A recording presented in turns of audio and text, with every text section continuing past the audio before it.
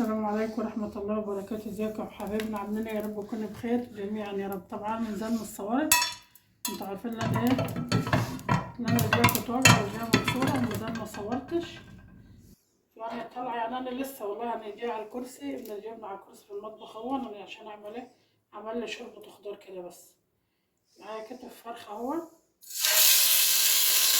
حطيت خس مستكة معلقة زيت زيتون، حطيت خس مستكة وقطعت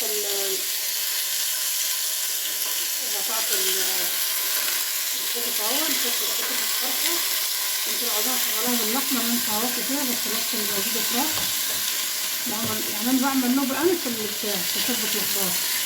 قولي انا معينة مرتين طبخة اقولها، بس انا عايزة اعمل اروح شوربة خضار عشان اطلع اكلمكم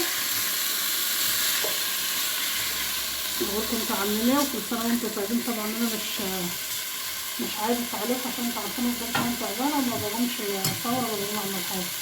معايا بتاع دون فلفل اسمر، ومعايا حبة جنزبيل، حبة كزبرة ناشفة، حبة شعرة كركم صغيرة، حبة ملح هنحط منها، حبة صلصة عشان احط المستكة يا حبايبنا. انا بس انا مش حاطة زيت غير معلقة صغيرة من زيت زيتون عشان انا عاوزة عشان انا عاملة عملية في القلب ومش باكل حاجة عليها دهون يعني.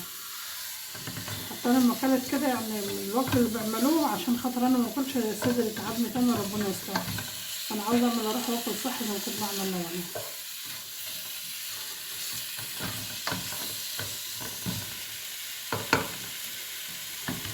معايا بصله، معايا حبات طماطم كبيره، معايا حته فلفل عين، كله كده مع بعضها.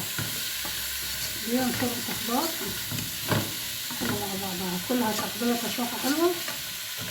هجهز الخضار اجيبه على ابني اللي جابنا على الكرسي عند البوتاجازة.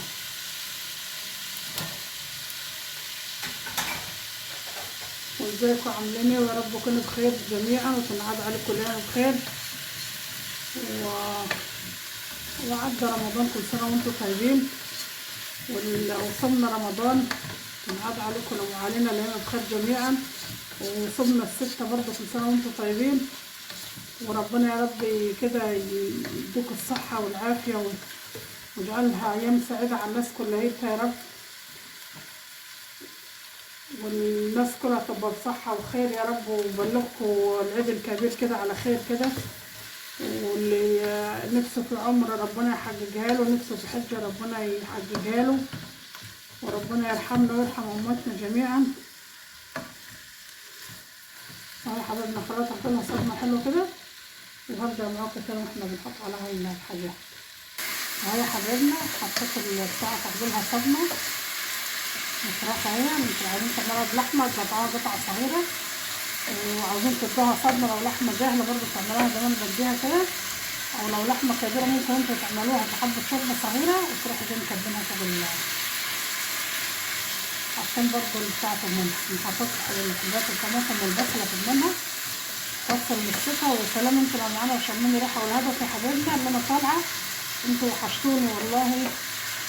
هتنعاد عليكم الايام بخير جميعا، لان انا بقالي بتاع 3 شهور، انا ما اكتر من 3 شهور والله عندي وقت بس على كده على البتاع، لان انا وحشني ان انا اعمل اكل لنفسي. فجيت اعمل ان انا يعني شوربة خضار الان يعني اعمل لي برضه طبخة رز صغيرة كده بيضة كده بزيت الزيتون عشان اعمل اكل زي ما كنت بعمل اكل الليل اكل صحي. بقيت برضه اعملهم اكل وارجع اعملها اكل ثاني عشان البتاع. البسلة طبعا هي خاطلها صدمة حلوة، حتى انت لما مخزنها دي بسلة هي المغسولة كانت في الفريزر يعني معمولة يعني دافع على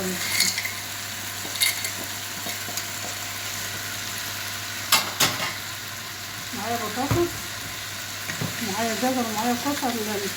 الجزر هنحط هنا الاول، هوطي عليه برضه شوية عشان الجزر والبسلة باخدوا نار على الكوسة والبتاع.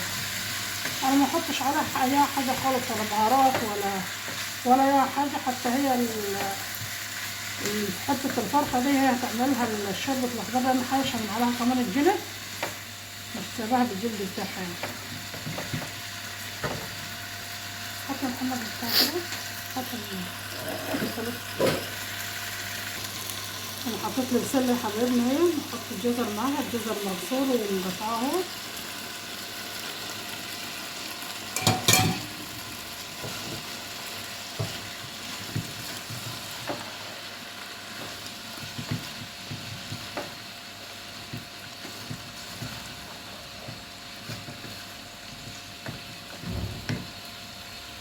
معايا كوسه اهي برضه مقطعاها واصلاها، معايا بطاطس اهي.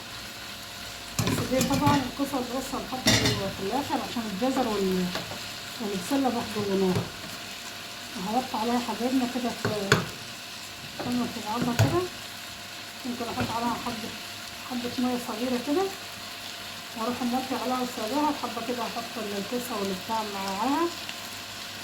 والهدف ده انا قلت لكم طالعه ان انا اكلمكم لانكم وحشتوني، وقلت كل سنه وانتم طيبين وتنعاد عليكم الايام بخير يا رب. حبه صغيره حبايبنا وهقعد معاكم تاني. كوسه، نحط الكوسه هنا، نحط الكوسه الاول. خلي بالكم الكوسه تاخد نار اكتر من البطاطس، يعني الكوسه طريه بس تاخد نار اكتر. اهو هي انخلطت مع البصل. احط عليها كده الكوسه بتنزل ميه، احط عليها حبه بس وهنسخن حبه ميه على العين التانية ونحطها في الميه. نحط منها الميه ما تتعمل في بعضها، تغلي في بعضها كده انا عملتها.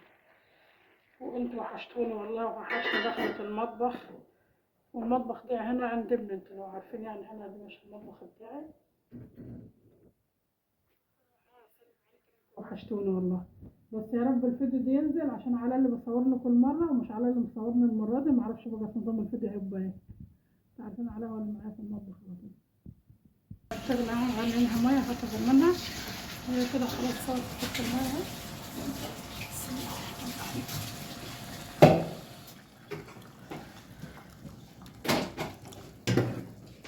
حط الميه بتغلي، وهي بتغلي هي كده اهي. كده استوت. مش هحط عليها هي التوابل اللي حاططها قدام منكم. انا بحب الحاجه ادلع، هي الحاجه اللي نحطها قدام منكم بس.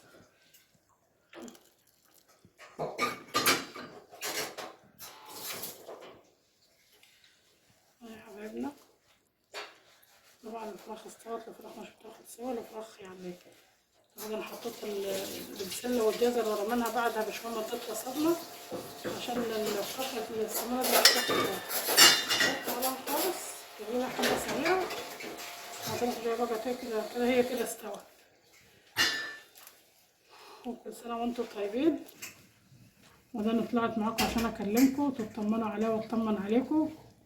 وكل سنه وانتم طيبين جميعا، وربنا يا رب ما يمرضكم ولا يبقى فيكم حاجه شينه، ودايما تعملوا يا رب وتتحركوا وتعملوا حاجاتكم بنفسكم.